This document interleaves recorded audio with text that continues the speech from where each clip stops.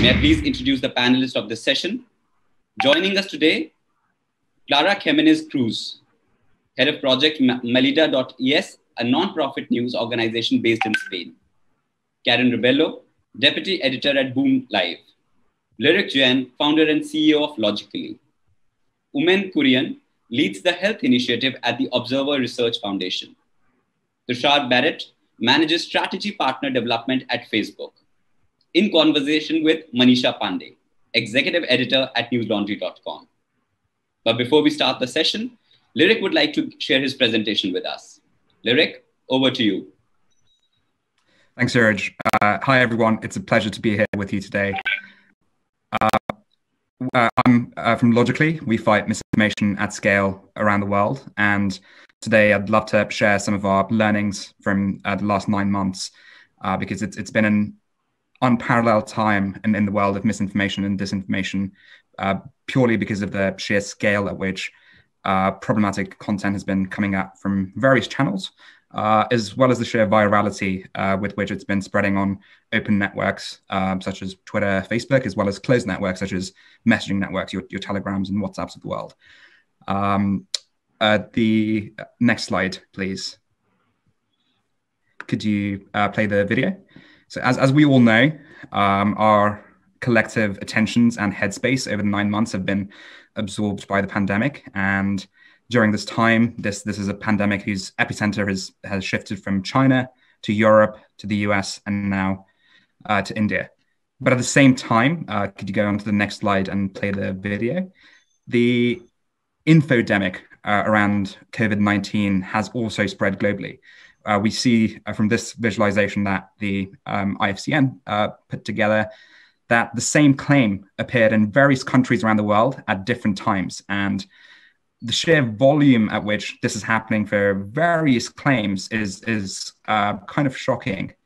It's something that outside of geopolitical world, outside of the world where we've typically gotten used to seeing misinformation, is one where there's huge individual implications of engaging with such content, because it can result in people not following best practices. It can result in people being fraudulently duped by fake cures and fake precautionary measures, as well as kind of larger societal public health and public safety implications.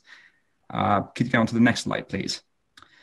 Often when we speak about misinformation and disinformation, it's very easy to point the finger and say, hey, this is something that the government should be tackling. This is something that Facebook should be tackling. And it's something that journalists should be tackling. But it really isn't. It's a problem that we all face. We as consumers of information face it on our phones, on our computers, when navigating the information ecosystem, on platforms who sometimes struggle to uphold their own policies. And these platforms themselves are under pressure from brands and their users because they don't want to appear next to problematic content. And finally, we have governments who are concerned about the public safety, public health, and national security implications of such content and activity. And as I'll come to later in this presentation, I think any solution around this space is unlikely to be a silver bullet that cures all of their problem. It's something that requires collaboration between a lot of stakeholders that are typically not used to collaborating with each other. And it's only then that we'll start seeing some headway in tackling misinformation and disinformation at scale. The next slide, please.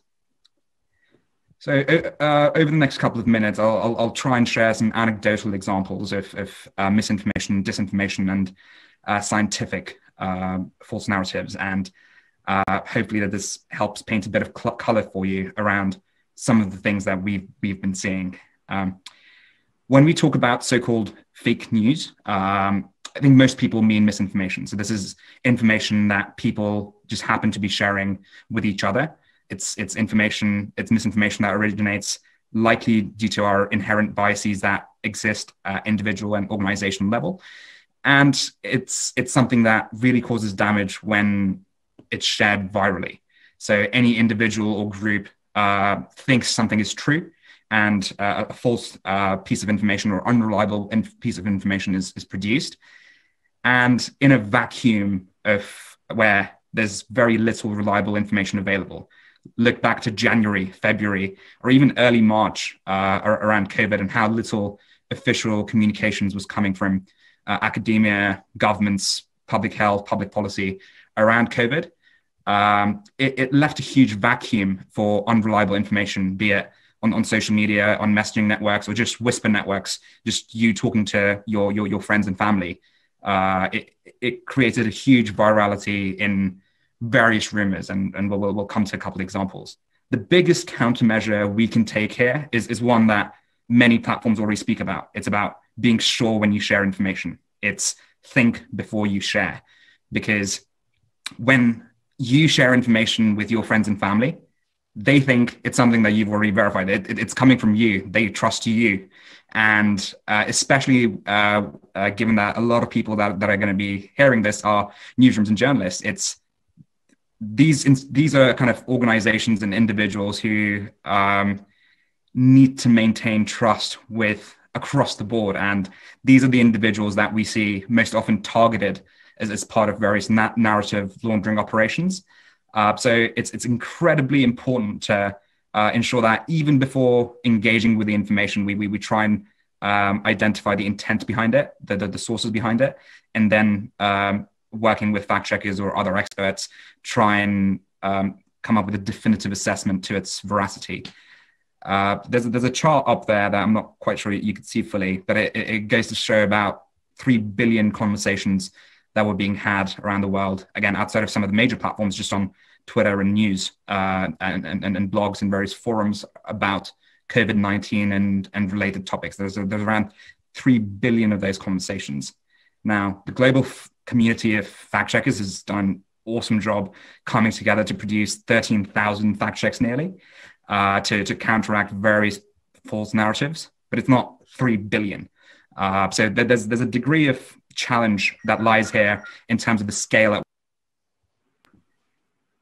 Sorry, I was just getting a phone call from somewhere. Could you go on to the next slide, please?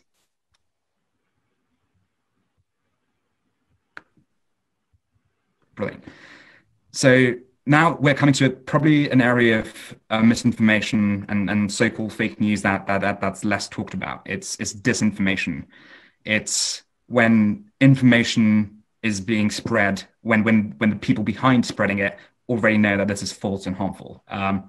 So there's a number of actors that are involved in various disinformation operations around the world. For example, in India, there's domestic actors that are involved in disinformation and in the spread of disinformation and production of disinformation.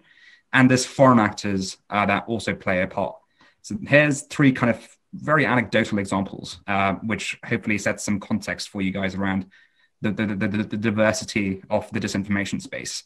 The first is, if you roll back a few months, there was this huge conspiracy promoted by official members of the Chinese Communist Party as part of the official ruling government that said, hey, it's nothing to do with China. American soldiers came into China and brought this virus in. Completely false, verifiably false. And this was a piece of nation state propaganda that was picked up by multiple newsrooms around the world and reached hundreds of millions of people. And this was an official part of the CCP's influence operations. And we need to be cognizant about when we come across information such as this, and we'll propose a few strategies to do that.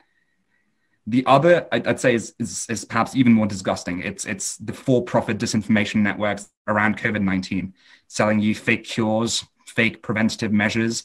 In a country such as India, particularly, where there's a huge prevalence of alternative medicine, Ayurveda and homeopathy, a lot of these audiences were specifically targeted by people who wanted to make a quick buck.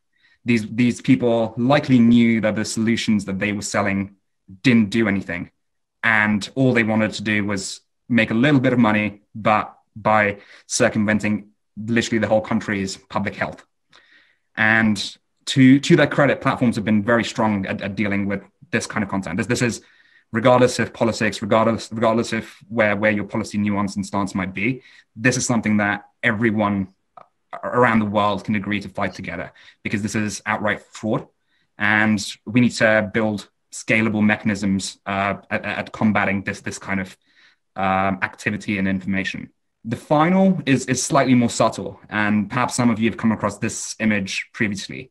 So this is an image of a pool party that was happening in Wuhan 2 months ago, and it appeared in every major news outlet in India and around the world. And this is true. This happened. This is something that completely happened. They had a pool party, but it's a piece of political propaganda that's being put out by the CCP. And we need to be very vigilant and very strategic when we think about the context in which such information is shared with the broader public. The attempt here, or the perceived attempt, at least I should say here, by the CCP is to show how well the country's coped with COVID by the stringent measures it took early on. But it's an attempt to take away from the fact that they suppressed journalists and doctors as early as kind of the first week of January. So this isn't something that typically falls into the buckets of misinfo, disinfo as cleanly. But it's at the peripheries of disinformation. It's a piece of political propaganda that's geopolitically motivated. Onto the next slide, please. And this is an incredibly interesting topic around medical and scientific uncertainty. A lot of the people that we spoke to on the ground and just the armed army we spoke to, they today have come into a position where experts can't be trusted. Why? Because they flip-flop. They change their minds. Masks were bad, masks were good. Hydrochloroquine works, hydrochloroquine doesn't work. Soap's better, sanitizer's better. What's the mechanism of action? Can it be spread by aerosol? So these are very technical questions to a scientist and to a follower of science. In public, this was the beauty of the scientific method that was playing itself out. There was various hypotheses, various scientists experimented with it, and then they cross-validated each other's conclusions. And over time, consensus developed. But the way that public saw it was some very early piece of research, not cited by anyone, was taken to be the truth over scientific consensus. And both newsrooms, journalists, as well as kind of audiences need to be educated about the scientific method. And generally about media literacy and data literacy and digital literacy, because this is going to be an incredibly important topic that comes up again. We're close to vaccines around the world. There will be some vaccines that are better than others. Some vaccines will have side effects, as the leading candidate from the University of Oxford, the AstraZeneca vaccine, it's already resulting in a few issues. And we're seeing various anti-vax communities in India and the US already running wild with conspiracy theories about it. So we need to be very vigilant and come up with ways in which we can educate large sections of the public across age demographics about how some of these things work, how vaccines work, but more broadly, how science works and how data works and how information digitally works. And it has to start with the educational system, but should also impact adults. And unfortunately, we're not doing enough just yet here. Moving over really swiftly onto some of the actions that we've seen and some of the actions that we've taken over the last 9 months. Could you go on to the next slide, please? The main work that we do at Logically, or a big component of the work we do at Logically, is fact-checking at scale through our fact-checking operation and empowering other fact-checking organizations to be able to fact-check at scale. And the diversity, as you could probably see from the collage on your screens there, of problematic information and false narratives that was coming out, required a lot of expert input. We had to work with doctors, we had to work with scientific experts to come up with these conclusions. But this is something that we need to be able to do, not just with tens of thousands of claims, as the world's done. If you can go on to the next slide, please. But with hundreds of thousands, if possible, or millions. And there's a huge question mark that arises here. Hey, how can we get from position A right now, where we've still done an incredible job fact-checking 13,000 claims, but how do we 10x that, 100x that? Because that is really what's going to be needed to be able to come up with scalable countermeasures to misinformation and disinformation, not just for COVID, but generally. And this is where, again, a lot of stakeholders need to start working with each other. Could you go on to the next slide, please? Part of what I mentioned earlier was our work to empower other organizations to be able to fact check themselves instead of just relying on our fact checking, our fact checkers and our analysts. And what we're attempting to do here, and we have a couple of fact checkers working with us in India to do, is building an operating system for fact checking. How do we source the most pertinent claims quickly, swiftly, and ensure that we prioritize them based on harm? And how do we build in some degree of automated fact checking where, if possible, if there's reliable government data available or reliable fact checks already available, how do we link these up together automatically? Or how do we know which tasks humans do better and which tasks bots do better? And break down the process of fact checking into an assembly line, because that's kind of our internal process, and we're looking to see how other organizations can take that process on as well. Onto the next slide, please. Now, this is part of what we do that is sometimes seen as controversial. Again, the most public part of what we do is I'll work directly with consumers through our app, and sometimes I'll work with newsrooms, etc., in developing fact-checking operations. But we actively support various public sector organizations as well in coming up with ways in which we can identify some of these threats, but also implement countermeasures. And we've been very active in working with police, especially in India, to identify misinformation caused by communal rumors. So there's been cases where certain communities around India have been blamed for spreading COVID through their ownership of supermarkets or the ways in which they handled meat, etc. And these are provably false. And it usually involves a group of bad actors behind it. So how do we bring real world accountability for digital actions? And one of the mechanisms we've found to do that is by working with law enforcement. Some of the things that people, some of this activity and information online is already in breach of regulations and laws that exist, and working with some of the partners that we do, such as police, we're able to build those countermeasures. Onto the next slide, please. The final kind of chunk I'm going to speak about today is investigations and research into the space. The untold secret about disinformation in particular is domestic disinformation. It's when there's so many fringe groups that operate within a country that can be weaponized at an instant. People who believe in anti-vax, people who are very pro, say, Ayurveda, they become very vulnerable to certain types of messaging. So how do we build our intelligence around how these fringe groups are operating?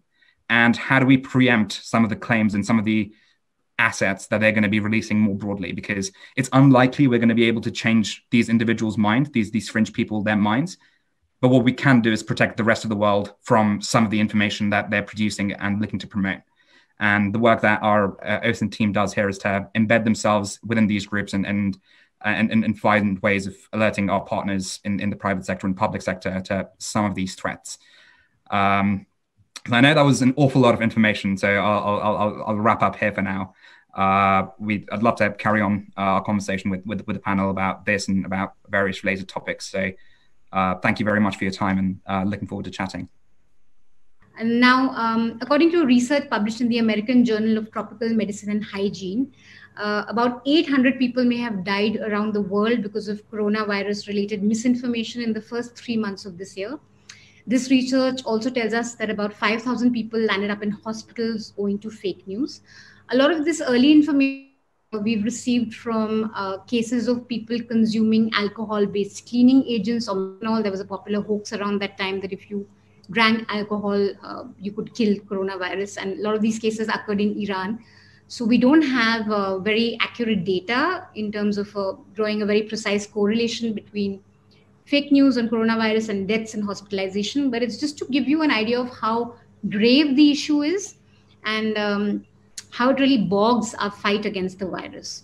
So before we get into a serious discussion with all of you, I just want to ask all of you one piece of fake news, very popular but completely unbelievable piece of fake news that you guys came across, by which you were surprised. Something you thought, wow, how is anyone believing this, but something that was also viraling. Clara, do you want to take that? I mean, I want an answer from all of you, so please think. But Clara, maybe you could start. Well, I think that we can all relate with all those pieces around cures like eating garlic or eating lemon juice or that sort of things. I think that has come across in absolutely every country.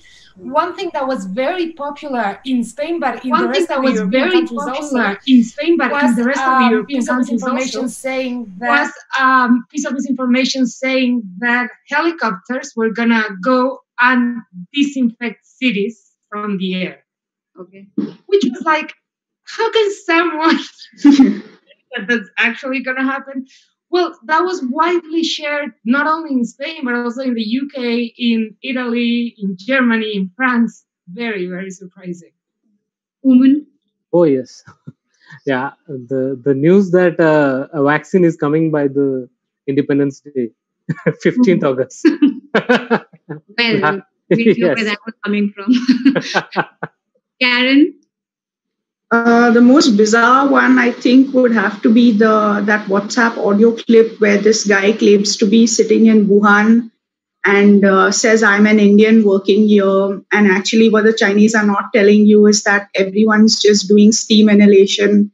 And that's how they've gotten rid of coronavirus. And everything else is this big conspiracy and hoax. So, save your money and just do some steam inhalation. I thought that was bizarre. The other most sticky and persistent one we've had is that the virus was created in a lab, and there was this elaborate story about this ex-spy who got out an essay, and you had a lot of many news outlets that fell for it as well. But it was so believable. A lot of news channels also picked that up, surprisingly, which is not absolutely, and it originated from a conspiracy subreddit thread where the objective was to tell the most believable fake story, and it achieved that goal. So yeah, those two examples stand out. But with India, I mean, every day surprises you. Tushar, you want to come in with? Surely with Facebook, you're every day you're coming across lots of conspiracy theories. I think it's not a bit of a combination between what Karen said and what Clara said. I think there've been a lot of conspiracy theories and sort of fake rumors about what's going on in China and how the Chinese are combating, this virus. A lot of suspicion about how come the numbers in China are so few compared to so many other countries. And then I remember seeing similar to like the drones, where you saw some videos that will look like action movie shots of drones with like machine guns firing at anyone who goes outside as one way of like tackling people. And yeah, they've been and then like tanks on the streets and various things as a way of like clamping down security and warning people not to go out onto the streets. And so, yeah, those sorts of examples, I certainly remember thinking, I mean, the one about the bleach, I always found shocking that people were actually believing that if you drink and if it wasn't for the fact that people were dying, it would be hilarious that people actually believing that. That was one of the things I think was probably the most shocking misinformation that I've come across so far. And it came from a deep distrust in the government. One of the key features of that was. Lyric, do you want to come in with your favorite piece of fake news? Sure. I think there's been a lot.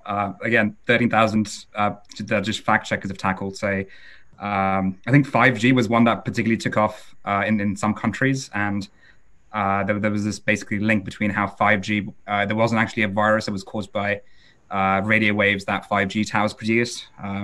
Another one was everything to do with Bill Gates. Bill Gates somehow wants to put chips in everyone's vaccine. And slightly funnily, once we debunked that claim, there was a claim going around that logically is funded by Bill Gates. I wish it were. We'd be on. So yeah, I think it's a lot of conspiracy theory communities coalesced around COVID and reinforced each of their narratives and continue to promote them. So yeah, really, really bizarre times, especially around March and April. Okay. So I wanted to come to Women first. You work in a think tank. Part of your job is to scrutinize policy and conversations around policy. And one of the striking features of misinformation seem to be that they seem to gain fertile ground where there's mistrust in the government. In India, you have a situation where we've crossed 5 million cases and the government is still denying community transmission. You've had some cases where state governments have gone and slapped FIRs against journalists who've done, who are doing pretty basic mundane news gathering. And just today, there was a report saying that researchers have come out and said that they were asked to expunge certain data from COVID-19 hotspots for India's first sero-survey study. So you have a situation where the governments, I'd say, aren't very forthcoming with data. Is it natural then for fake news to gain ground when there's so much opacity around data and also correct information? And not just in the context of fake news, but also sometimes misreporting in mainstream news. Thank you, Manisha. Delighted to be here. Thank you, Newslaundry and Teamwork Arts, for inviting me to the Media Rumble. Yes, as you said, government opacity and lack of correct information in the public domain is a catalyst for the free spread of misinformation. Government is disseminating sufficient data. I mean, it's not disseminating sufficient data is one reason. It's delaying release of one very important survey findings. The government presenting only rosy indicators like recovery rate, for example, which doesn't mean anything for a disease which is self-limiting for a large majority. Ministry itself sometimes publishing misleading information based on incorrect data that makes the situation look actually worse than it is. Government announcing that a vaccine will arrive sooner than what is realistically possible. All these actions and inactions facilitate misinformation, and some of the government communication itself sometimes borders on misinformation at the state level and at the central level. But misinformation or infodemic, as it is called around COVID, needs to be contextualized within healthcare or medical care, I think we often make the mistake of focusing too much on the supply side of misinformation. But do you want to elaborate on that? Yeah, there is a key demand side part which you often miss, particularly in medical care. Information asymmetries are endemic in medical care. In fact, that is the normal. As you know, information failure occurs when one party to a transaction possesses greater material knowledge of the situation than the other party. That is precisely what happens when a patient meets a medical professional, for example. There is always a possibility of the party with less information overcompensating using available means. For the same reason, the truth or scientific or correct information in medical care is a luxury good, often mediated by strong commercial interests. So it's not a clean science versus fake news fight in healthcare. For most practitioners of science, in the absence of good regulatory systems that can ensure quality of medical services or goods, a high price is often seen as a proxy for quality. I mean, for medicines, there is a preference for branded drugs rather than generic tests, for example. So for those who cannot afford it, corporate greed is an acceptable story. In the public's eye, what is called science is often corrupted by private interests, and there is an inherent radical aura, if I may call it that, to anti-science per se within medical science. So there is a certain charm for any medical information or advice that is cheap or free. That is inherent in the sector, and that is just during the normal times. During a pandemic, you add to this situation a sense of urgency, the uncertainty, and the desperation all around. Normally, for new findings to percolate to everyday practice in medicine, in science in general too, it takes time. During the pandemic, due to the sense of urgency, everything is fast-tracked and with things happening in a very concentrated timeline.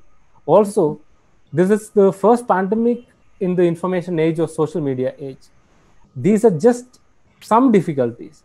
The science part of COVID is the most complex challenge for the government. Every day also. Yeah, the science is not firm enough with very limited knowledge and no treatment or vaccine. The government or the scientific establishment don't have many clean answers.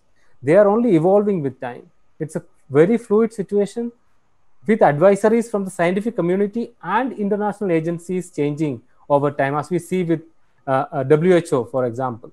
The science is not settled. So at any point in time, it has been difficult to draw a clear line demarcating fake news from truth.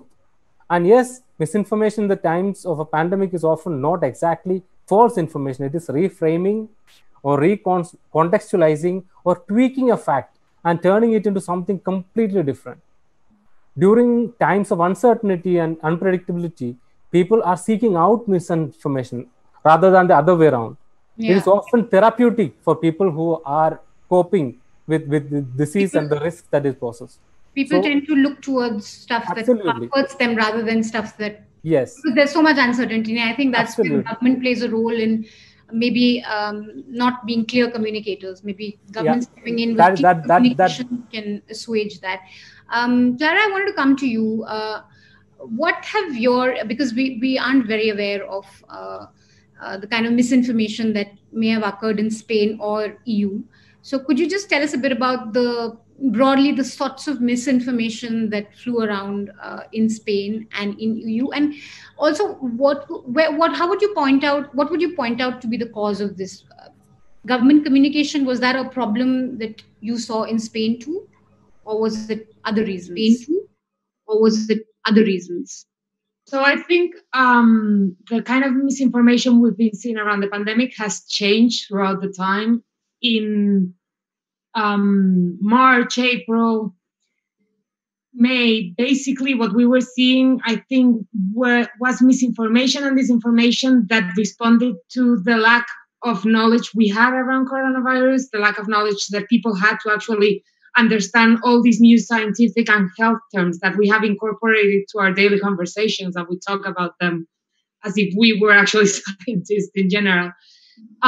So I think a lot of misinformation at that time that was related with cures, with what caused coronavirus, with all the conspiracy theories about it being, I think it was Karen who was talking about it being built in a lab in China. All that misinformation, I think, was due to the fact that we didn't know a lot about the disease at that time. And also because in Spain, not so many newsrooms had in the past specialized journalists that knew about science, that knew how to read scientific papers, that knew how to interpret the scientific data, which I think it's something that now we are all aware that we need a scientific expert within the team. In Maldita, there has always been one because we had done health fact-checking for a long time. But in other newsrooms around the country, that wasn't so habitual.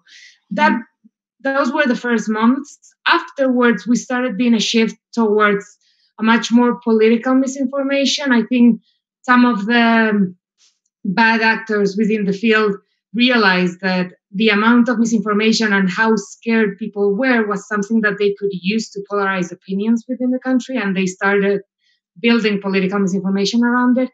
And then there has also been, I think, a lot of disinformation around data. I don't know how it is in India, but Spain, it's actually a very disseminated country within the regions. We're almost Germany, not there yet, but almost Germany.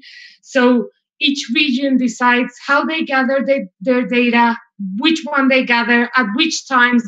Each region has their own criteria. So when we wanted to analyze what was happening in the country through data, we couldn't, because you can't compare it. And that has been a problem not only for journalists working around COVID data, but also for the own government to be able to assess what was happening, because they didn't have trustworthy data themselves. When you say, I just wanted to ask you, when you say that misinformation was more polarized, or was used by bad actors to polarize? I'm going to talk about myself actually right now. Yeah, okay. One of the things that happened, did you remember when WhatsApp introduced the not being able to resend the same thing to more than 5 people? Viral already? Yeah. So that was something that happened globally. They installed it in every WhatsApp in every country. Well, there was a political party in Spain that decided to spread the false news that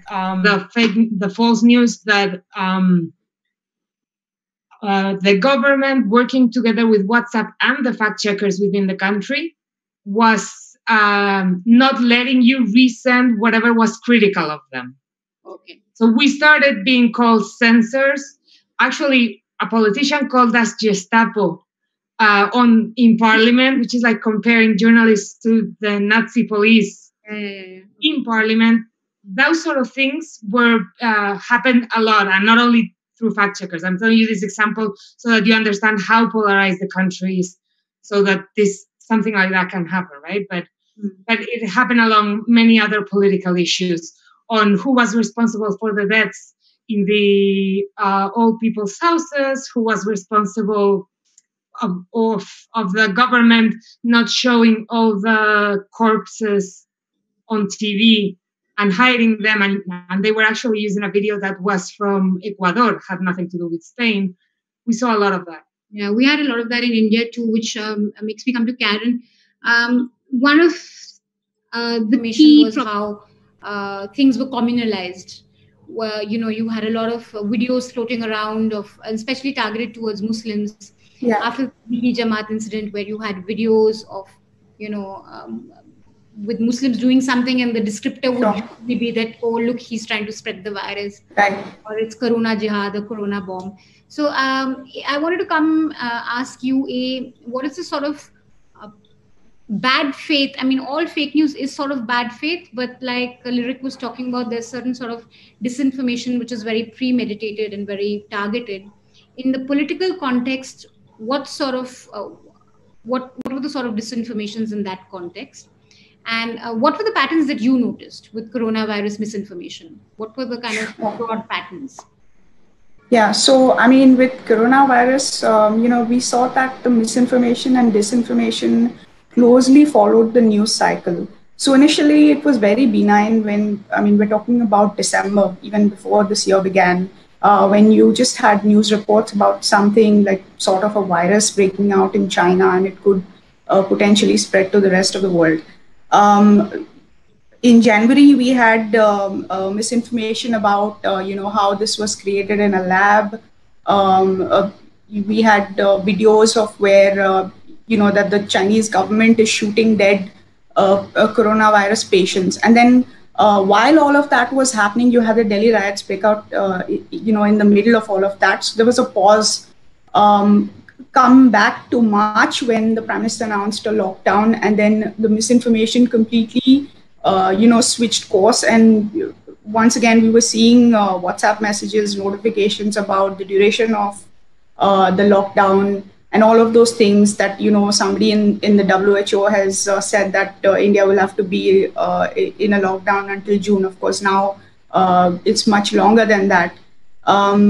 And as you rightly said, when the Tablighi Jamaat thing happened, it was I can honestly say, for every fact checker who operates in India, it was a matter of time. We were waiting for it. In fact, this is because unfortunately, most of the misinformation and disinformation in India is political. It is religious.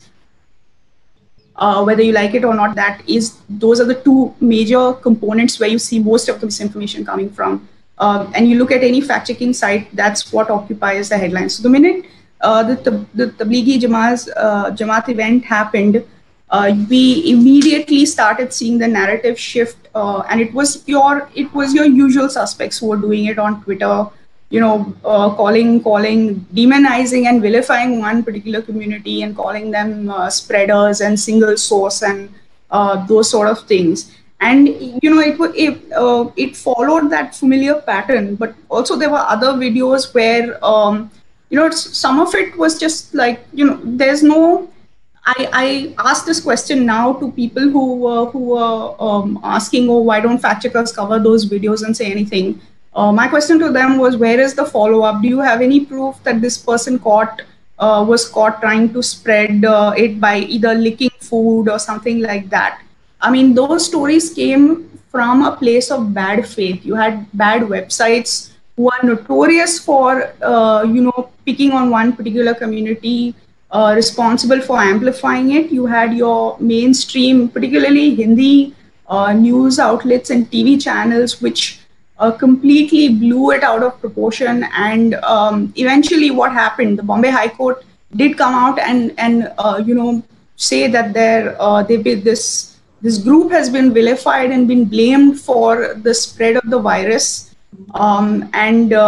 Their portrayal has been completely, it's not, it has no basis in fact. And we saw that too. We did a study for, the kind of fact checks that we were doing from Jan. We started doing a coronavirus fact check, I think late Jan, till about, we collated our fact checks till about the first week of May. And we saw the same trend that in between, once this event happened, it followed the familiar, territory and path of like blaming one particular community. From all of that, there's been some sort of fatigue, even in terms of, coronavirus misinformation. And we've had two other news events that have sort of like, occupied headlines. One is, of course, the standoff with China. So we had fake news around that as well, with regards to proof of Chinese soldiers dying. Somebody picked off a list from Wikipedia and tried to peddle that off. Yeah. And then, of course, you had the Sushant Singh Rajput, which has now completely taken a life of its own. So it very closely mirrors the news cycle in India. I'm not at all surprised by the volume and the type of misinformation that we've seen this year. If you've been in this space, you know that anything which generates sort of strong emotions is a trigger for fake news, or anything where, women spoke about the information asymmetry, which is what this virus, this pandemic was in the initial period where you didn't know much about it. So people are definitely seeking, wanting more information. They're wanting simplified solutions and all of that. So, I mean, it's from where, we, as of now, it's slowed down a bit. So right now it's farmers' protest, and you have some sort of misinformation around that. Just to give a bit of context to Clara, who may not know, there was a congregation of a Muslim organization which became a sort of a hotspot, but it was portrayed. That incident was sort of portrayed to spread a lot of fake news around Muslims deliberately spreading the virus, and also Muslims being the reason behind the spread of virus in India. And I was wondering, just a quick question to you, did you have people using, stuff like this to target, for racist attacks, or to target Asians or a particular community in Europe or Spain? So, hate speech in Spain against religious minorities in our country and against immigration is a big topic. Let's say like around 1/3 of the misinformation we regularly see has to do with that, out of the pandemic time, of course. One of the things we did see with the pandemic is that when Ramadan started in Spain, we were yet in lockdown, but there were some permits to Muslim communities so that they would congregate with social distancing, etc. And there was a lot of misinformation around that, saying that the government was letting them, that they were going to spread the virus further, and all that. Tushar, a lot of criticism, big tech, every time an event like this happens, for not doing enough to stop the spread of misinformation on these platforms. And it's true, I think by now most of us have made peace with the fact that a lie is going to spread faster on social media than the truth. So I just want to know from you, what are the sort of efforts that you guys have led in terms of tackling health misinformation? And how have your partnerships with newsrooms turned out to be? And where do you think newsrooms are lacking when it comes to really tackling misinformation on social media? What are the... Yeah, I think there are sort of 3-4 different categories of efforts and work that we as a platform have to work, have been doing a lot of work on and continue to need to. So, when we're talking about Facebook, we're also talking about Instagram, we're talking about Facebook Messenger, we're talking about WhatsApp, as in the family of apps, and they all have slightly different ways that misinformation could potentially spread or be engaged with. And we have different levers to pull depending on the type of platform.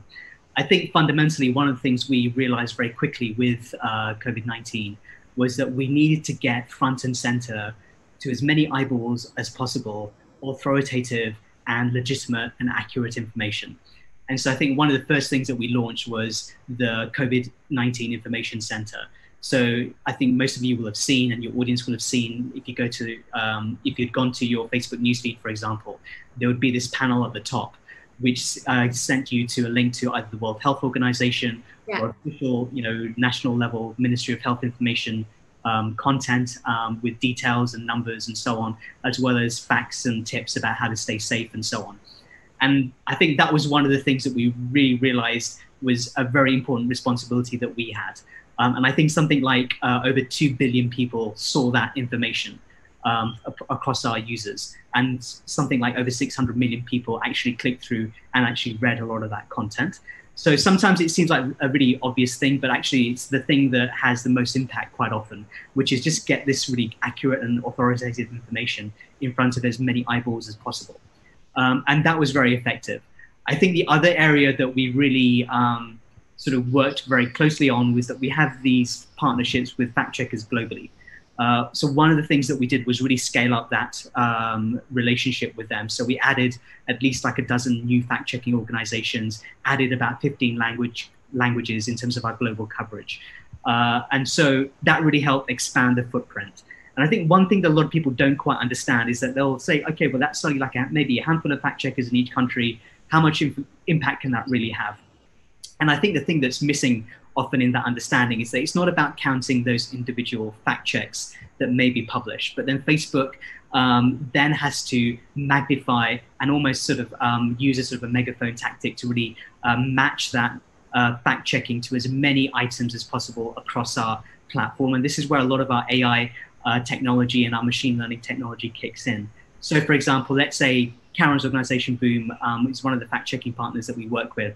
They publish a fact check. They may tag 2 or 3 items on Facebook that they see relating to misinformation about that fact check. As soon as they do that, we will start reducing the normal organic reach of that piece of content. So we reduce any potential virality of it. In addition, if people still come across it, they'll see like a gray overlay saying that, are you sure you want to read this because there's misinformation about this? Here's a link to a fact check about it. In addition, we will bank that image or that video, for example, into our own internal misinformation database, which means that if any account in the future posts the same image or video that's already been fact checked, we'll automatically detect it and match that fact check to it. So that really allows us to scale quite significantly across our platform. And I think one piece of information that we sort of announced not too long ago was that between April and sort of May time, April and June time, we had something like 95 million pieces of content across our platform that had this misinformation overlay that people saw. And it meant that in, again, 95% of those cases, people decided not to click on that content as a result. So I think that whilst there is definitely malicious misinformation that spreads, disinformation, I think in the vast majority of cases, people may not realize that what they're sharing is misinformation.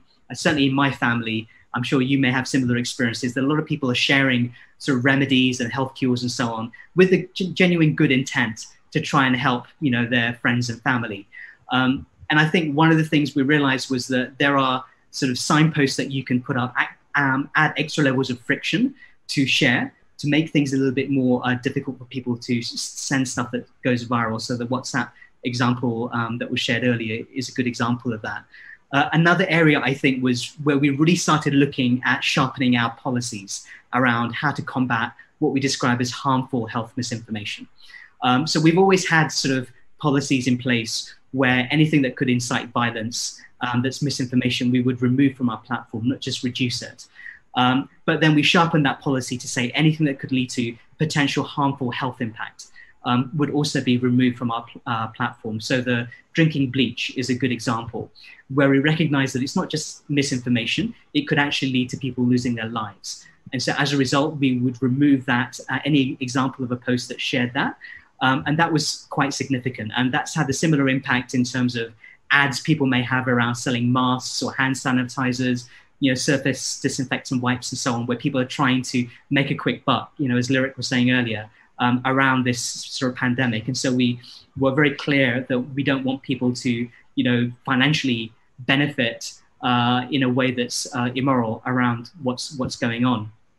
And then I guess that's like product stuff I've talked about. There's stuff around our policies. Another area to think about is like, how could we help as collaborators with other organizations and other, whether it's newsrooms, fact checkers, NGOs, and so on. So one of the things that I think was pretty effective in India we helped connect the state governments and the National Health Ministry with official WhatsApp tip lines and messenger bots, which meant that people could subscribe and get regular alerts and push notifications about accurate health misinformation, accurate numbers.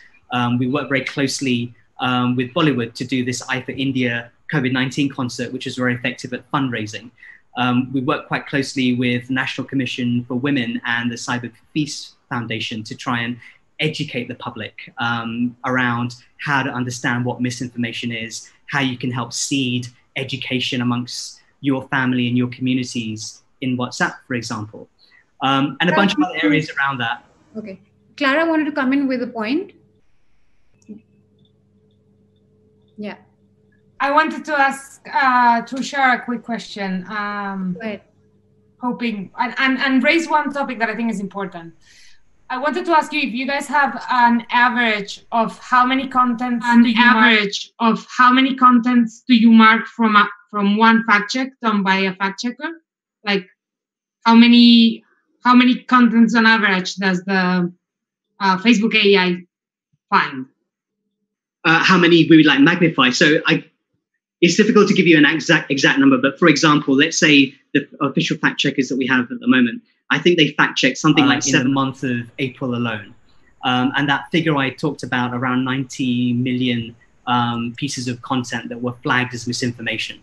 There was a direct result of those fact checks. So that gives you some, I guess, way of quantifying the magnification value that we add with our automated detection to the actual fact checks that are published by those partners on our platform. The other thing that I wanted to raise, and this is, I think, more for the general conversation, I'm sure that Facebook has a position on this, but I think it's important that we all talk about it, is the fact that since Facebook has decided to erase some of the content that is on Facebook and Twitter and many other platforms, because it goes against the usage rules, right? I think there's a conversation we need to have there about how okay are we with a big tech company actually erasing comments freely from a platform that in the end has become a public space in which we all communicate and we need to protect freedom of speech. I think there are some things that, and I understand, like, I'm okay with erasing comments on drinking bleach. Like, I'm perfectly okay with it. But I do think that there has to be a check and balance system in which we can actually know what is being erased, and not only a paternalizing figure from Facebook saying, yeah, we're erasing stuff because it's bad for you, but I'm making the decision. I think we need to talk more about this in general. Yeah. Come back on that if you like. I think generally we're very much of a platform which is, we want to bend towards free speech as much as possible.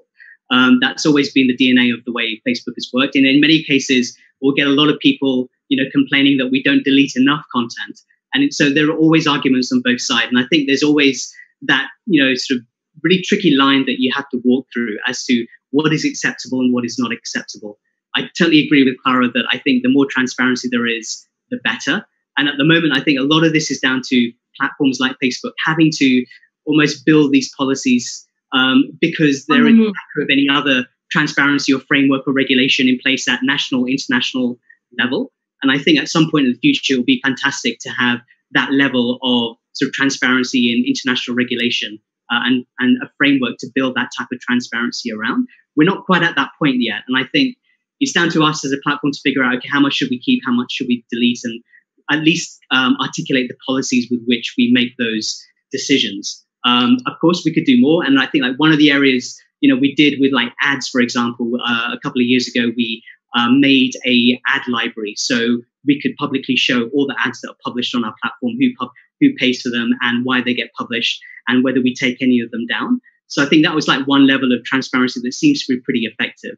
And I think that those sorts of ideas, I think that would be really interesting in looking at going forward across these wider spectrums of policies that, Clara's talking about quite rightly. I wanted to come to Lyric now.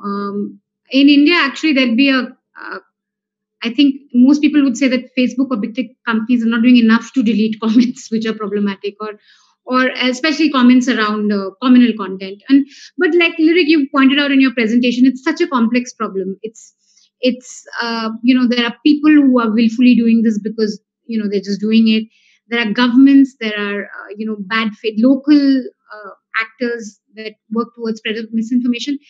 What is the sort of, I know asking for a solution is a huge thing because it's such a complex problem, but what are the key things that can be done to tackle misinformation around the pandemic? And especially I'm asking you in terms of how much of the problem do you also see, how much of this do you also see as a problem with the mainstream media?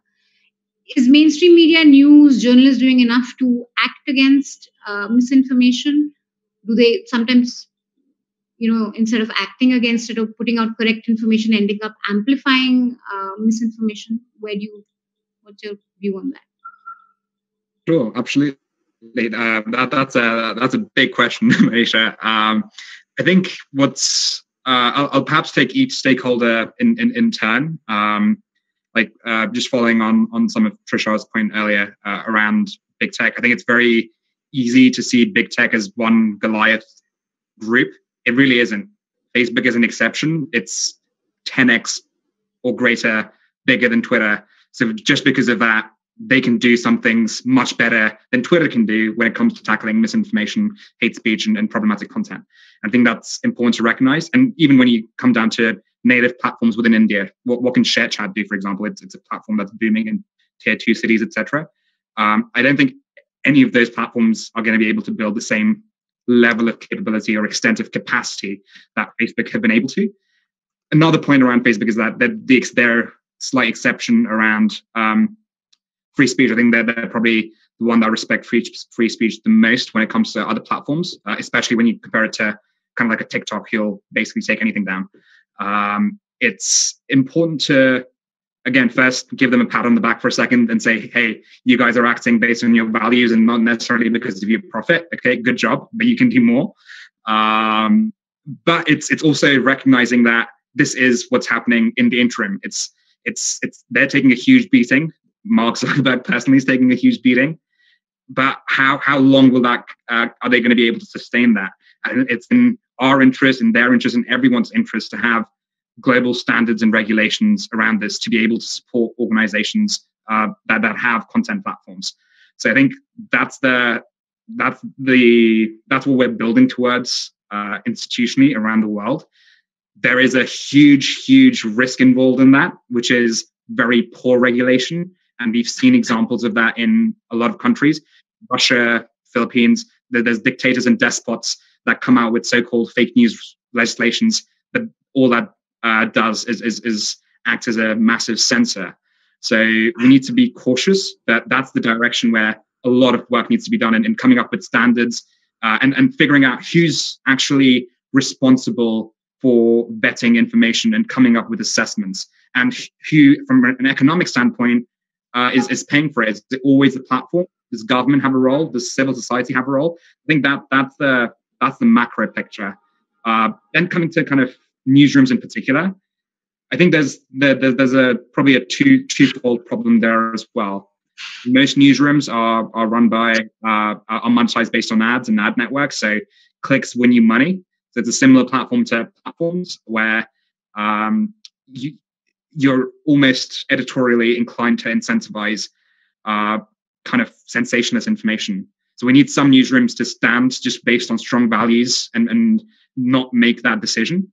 In other cases, we need to change the fundamental economics of the news industry. And that's a much bigger problem than just misinformation and disinformation. Saying it news pay for your news. Hey, you don't pay for it. You're the product, right? So I think the other area here is that there's no malice intended by newsrooms. They're just operating according to their business models. That's what journalists are doing. That's what newsrooms are doing. Again, in some cases, that mechanism gets weaponized. So what we see, especially on Twitter, for example, again, there's a few people in logically that say this. Real people don't use Twitter. Journalists use Twitter more, and it's true to an extent. And other bad actors have started to recognize that as well. So there's a dynamic right now where bad actors, be it domestic or foreign, they target journalists specifically to introduce information into their feeds in the hopes that they're going to write about it for their news outlets.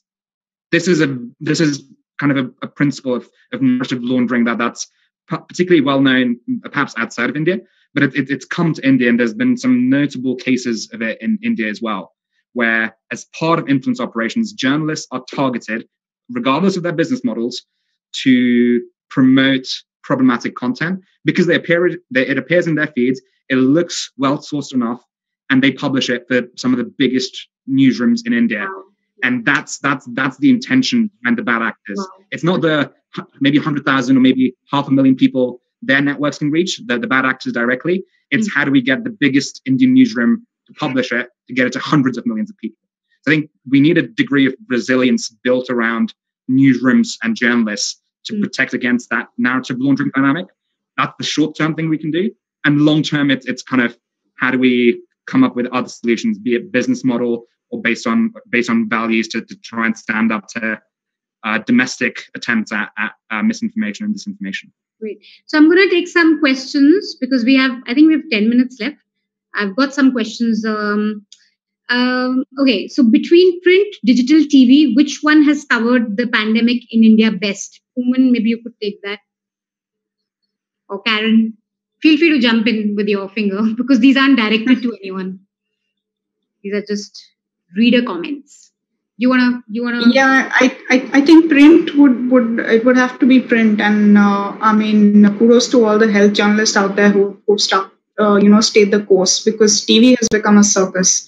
And if you just scroll through, I mean, you'd be better off not watching TV because they're on their own trip these days. So, I mean, if we have to see about how, the milestones and the milestones that India is crossing in terms of number of cases, it's only, you see it the next day in a newspaper and in the Star Times on the front page rather than some nonsense season of Narcos that is playing out on news channels. So, I would say print has done a better job of covering it. Yeah. What about you, Uman? From the stuff that you read, print has done a better job? Yeah, I don't watch TV, so I'm the wrong person to make that comparison. But mainstream newspapers have been sending their journalists to the field, and we have been able to get valuable information. And also some web platforms have been doing commendable coverage from what I see.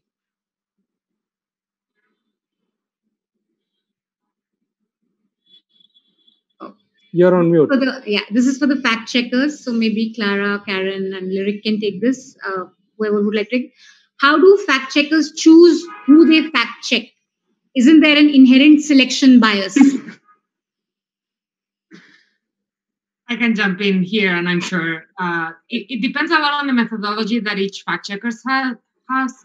For example, we choose upon dangerosity, like something that is very dangerous for for health or for social peace or something like that, and virality. And especially when it comes to virality, we've built our own fact-checking structure. We have a backend which records every piece of misinformation that is reported to us, either through WhatsApp, email, Twitter, Facebook, whatever. So we count how many times something has come in, something has been searched on our webpage, and we can actually make decisions based on data. We can say, this has appeared 50 times within the last hour. This is something we're going to consider viral, and then we're going to go for it. So that way we also avoid amplifying misinformation that is not really being shared. Karen, do you wanna respond to that? Yeah, sure. How do fact checkers choose what to fact check? So, like Clara rightly said, it depends on virality, and a lot of that is a judgment call. It's an editorial call, but it's based on certain cues. For example, the question we ask ourselves is, what would happen if this was left unchecked? So that's a good benchmark to have. And then, a lot of things like you have other tools as well. We have a WhatsApp tip line. So if we are getting the same message repeatedly from a number of people asking us, then we know it's something we need to check. because it's gone viral. There's interest, and the other things are, whoever asked that question, it's not always left wing, right wing, and we don't think that way. We don't wake up in the morning and say today we're going to, we don't have an objective. We don't have a predetermined objective when we start. What we're looking for is to reduce the most harmful misinformation out there, is to fact check claims from people who are in power and who are in authority. And, that will, given the political circumstances that we currently are in India, you will sort of have that allegation of bias against every fact checker. Every panel that I've been on, this is a question to me, and we answer it the same way. You have to see what kind of environment you're in currently in the country. From which side is most of the fake news coming from, and where are the networks, the nexus, the money, all of that. So you can, it's simple to look at the homepage and see, okay, 5 stories are about one party. There's no story about another party. But I urge the people who keep saying fact checkers only fact check one side and don't fact check the other side. All of our articles, that data is public. Please do an audit. And then please do an audit of the groups and the pages that are also out there on Facebook, and let's start with that data. Yeah. Lyric, do you have anything to add to that? Or should I go to the next question? Sure. Okay. Just a quick note. I think the way we operate might be slightly different. We operate almost on a basis. Anyone who sends us a request, we will answer them. What that actually means is that people ask us to fact check the truth a lot of the time. They ask us to fact check reliable media information more often than they ask us to fact check falsehoods. So that's been a bit of our experience. When it comes to sensitive events, say if it's an election coming around, we try and pay a bit more attention to, on balance, what is our organization ending up doing? And we for each claim, we keep track on who this fact check could potentially benefit or harm. And at the end of it, we publish an openly available kind of data set to share that with people. So I think it's important to recognize that depending on each country, the definition of bias is going to differ. I think it's a comment that the head of the ISDN made. It's quite hard to be impartial when there's track tanks rolling down your street. So there's some countries that will have very different standards when it comes to non-partisanship and bias, and there'll be other countries, hopefully such as India, where we can operate freely without any kind of commercial or editorial pressure from political and commercial institutions. So that's been our experience so far in India, and hopefully it continues. Okay, I'm going to take 2 very quick questions because we have to end now. We just have 5 minutes. Whoever would like to take it could take it. One is citizen platform media organization. Where does the onus lie most on fact checking? Who is most responsible for fact checking? Citizens, platforms, or media organizations? By platform, I'm guessing they mean big tech. Lyric said it before that this is a multi-stakeholder problem, and we all need to pitch in. I mean, citizens need to be aware that they cannot share whatever arrives to their cell phones because they might be jeopardizing someone's health, safety, whatever. Platforms need to be responsible. Let's not say for the content, and I know that's like the biggest issue, but they need to be responsible for the spread of the content. And fact checkers and journalism need to be responsible for trying to protect that which is so important to us, which is fact-checked information and the truth.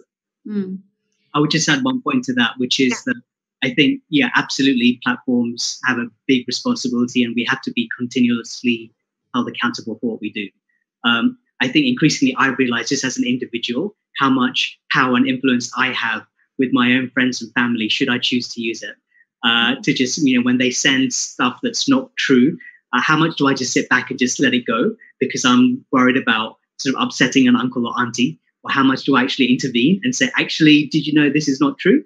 I won't be sort of threatening or try and sound like they're being insulted, but I will try and at least share what I know to be true or, point them in the right direction. And I think that type of behavioral change can, at an individual level, longer term, I think can be very, very significant too. And there's one last question, actually, Trishar, you could take because it's about Facebook. How does Facebook control for disinformation when it comes from your established media organizations? So, yeah, in many ways, I think one of the things that our fact-checking program does is it detects misinformation at content level. So it doesn't distinguish between whether it's an official page, an authoritative page, or just an individual user. As long as it's public content, it's equally scalable and equally matchable. And so what we do have is we make sure that if there are like repeat offenders or bad faith actors, then we will apply penalties to those pages or those admins if they're being repeatedly fact-checked. And ultimately, that could mean that their page is removed as well. I think where there's been a really interesting collaboration that's increasingly happening between fact-checkers and maybe news organizations is sometimes, just because this amount of news stories that a news organization publishes, sometimes things can fall through the cracks, not through any fault of their own necessarily. And sometimes if a fact-checker spots that, we allow that sort of connection between the fact-checker and the news organization to have a conversation, to make a correction, update their posts. And as soon as they do that, the fact-checker is able to then revoke that misinformation strike, and we'll make sure that there's no other ongoing penalty on that page. And I think that's been a pretty effective collaboration between fact-checkers and news organizations, where quite often, the news organizations put out really good quality, trusted content. There'll be occasions when that doesn't happen, but it means that there is an ability for them to consult with fact-checkers, update that information in good faith, and then those misinformation strikes get revoked. And I'd love to see more of that type of collaboration in a very productive way continuing in the future. Great. Thank you so much. I'm completely out of time. I don't think we have more questions. No, we don't. So thank you so much for all your time. This was really enlightening for me, and I'm sure for a lot of our audience. I think we can all agree on the fact that it's a complicated problem, but transparency seems to be the key here. Transparency in how the government communicates, on how they operate. And of course, accountability from journalists and media organizations. We, as news consumers, can't just passively consume information, but look for more sources, look for correct sources, educate ourselves on what we're reading, where it's coming from, and demand accountability from journalists when they get it wrong, and demand accountability from platforms or flag platforms that are consistently feeding you misinformation, and cancel them out of your life. Thank you so much, guys, for joining me. It was great. Thanks a lot. And I hope you all have a great evening. Thank you.